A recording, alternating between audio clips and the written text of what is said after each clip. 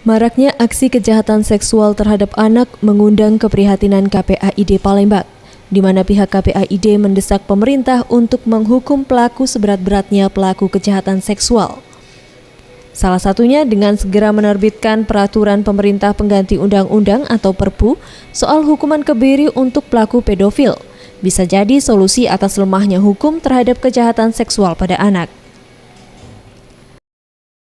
Menurut Adi Sangadi, Ketua KPAID Palembang yang ditemui Jumat 13 Mei 2016 mengatakan, pelajaran dengan menghukum pelaku seberat-beratnya merupakan cara ampuh untuk tindakan tersebut mengingat banyaknya anak-anak yang menjadi korban.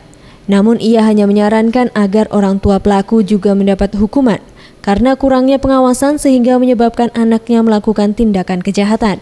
Dengan cara ini menurutnya dapat menyadarkan orang tua untuk selalu memberikan pemahaman dan dampak bahaya kekerasan seksual. Nah, sekarang apa yang salah di dalam hal ini? Nah, ini yang sekarang kita ketahui. Apakah memang masyarakatnya terlalu cuek dan tidak mau tahu untuk urusan ini? Makanya harus ada pressure yang ditekankan kepada keluarga-keluarga, mungkin dengan usulan bahwa harus pemberatan hukuman itu harus dilibatkan dengan orang tua mereka.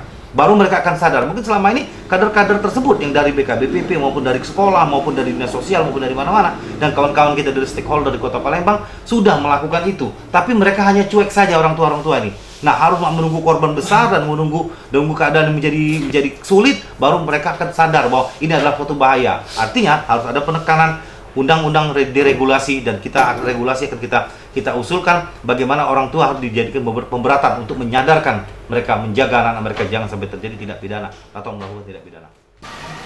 Dari data KPAID Palembang untuk kasus kekerasan seksual di Kota Palembang sampai bulan Mei 2016 mencapai 30 kasus dan terus mengalami peningkatan.